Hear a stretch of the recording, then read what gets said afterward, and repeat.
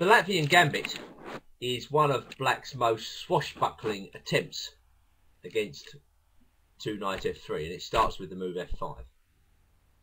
It's sometimes called the Greco counter gambit after the Calabrian Gioacchino Greco, who have analysed this variation as long ago as the 17th century, and it was later revived by various Latvian masters, some of whom continue to try this opening with regularity in email and correspondence chess. It's never been very appealing to me personally, and it's a very rare guest on the master scene. In my view, it is a dubious opening. Black is playing the King's Gambit in reverse, a tempo down. This cannot be good. Now, obviously, play of this nature will attract a certain type of player, the type of player who doesn't care too much about results. All he or she wants to do is to produce an interesting position, and the Latvian Gambit certainly does that.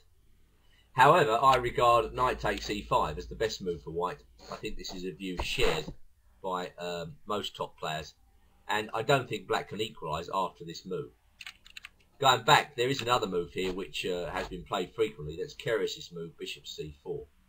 And this leads to extraordinary complications after f takes e4, knight takes e5, when you can play queen g5 here. This is the poison pawn variation, or possibly even d5 in this position, allowing white to play queen h5 check. As I say, the complications have not been worked out after h takes g6. Obviously, white can take on either g6 or h8 in this position, and then black gets some compensation. In the queen g5 line, this is even more complicated. White goes d4, attacking the black queen. Black takes on g2. Then we have queen h5 check, g6, and now the key move, bishop takes it, bishop to f7 check, king d8, bishop takes g6, queen takes h1, and now king e2. It's obviously going to be a controversial position, but at the moment, it's looking good for white. You'd be absolutely crazy to go into this position with either white or black without having studied it thoroughly. It's definitely a variation for correspondence chess or for specialists. Why enter into this minefield when you can go knight takes e5 and get a nice solid edge after queen f6, d4, d6, knight c4, f takes e4. This is the main line, and now simply knight c3.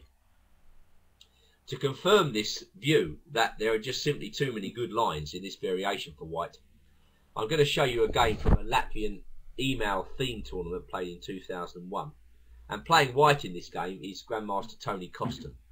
This is particularly notable as Costin is the author of a best-selling book on the Latvian Gambit. So here he is demolishing his own favourite opening with the white pieces. Playing black in this game, a guy who I've never heard of, Giorgio Ruggeri Laderci, although this guy's got a correspondence game rating of 2400.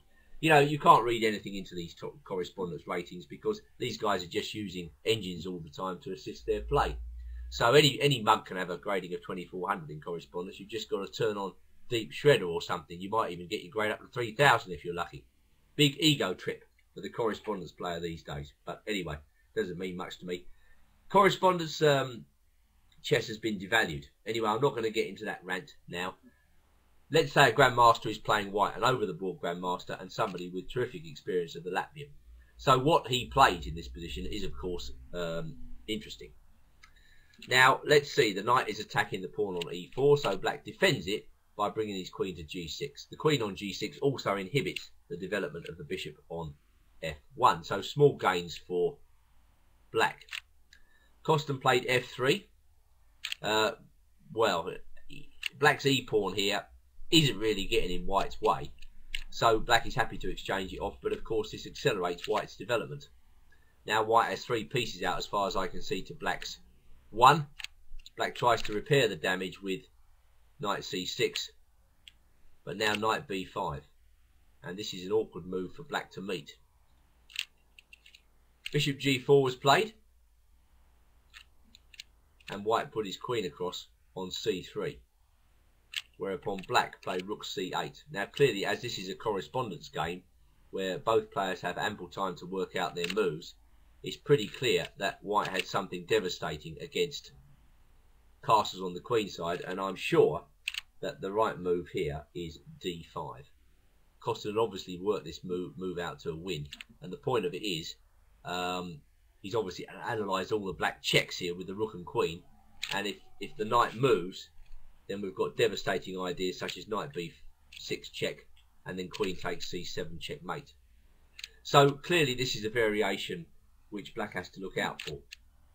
Hence rook c8, white goes d5 anyway, knight c e7. You can tell stuff is going wrong when black has to play such a move, and now knight e3. Steady positional gains by white, attacking c7 one more time, and the bishop on g4.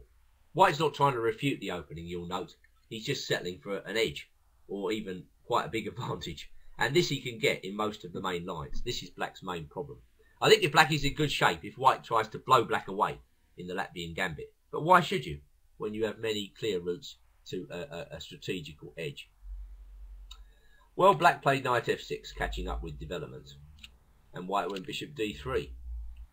Queen h5 was answered by knight takes c7 check. So obviously Costin has worked this out. He's figuring this is playable, and he's connecting the idea with knight takes g4. The idea is to plonk that knight on c7 in on e6 check, which is obviously going to be embarrassing for black. And, well, that's just about it. Black plays rook takes c7. Clearly, if he goes queen takes g4, we have knight e6 check. White has obviously worked this out to a very strong position for him. And so rook takes c7 at least rids black of the danger of knight e6 check, but it runs straight into knight takes f6. Queen h4 check. This has all been worked out in advance. And now we get some exchanges. Rook takes c3. G takes h4. As far as I can see in this position, black is a piece down. He tries rook takes d3, but Costin has got this all worked out. G takes f6. Rook g1. Knight takes d5. And now bishop d2. And basically in this position, black has not the slightest compensation for the exchange down. That's what it boils down to. So there aren't many more moves. Black rushes his king across to f7 on the grounds that it's better there than it was on d8. I completely agree, but white penetrates with his rook to c8. And again, the strong players do not muck around in positions like this. They just keep it very simple. So Costin sees a nice easy way to win the game. King takes h6, rook takes h8, game over. Black resigns. I mean, for an email game, that's a pretty lousy performance by black. But then again, I suppose, having played the Latvian in the first place, what can you expect?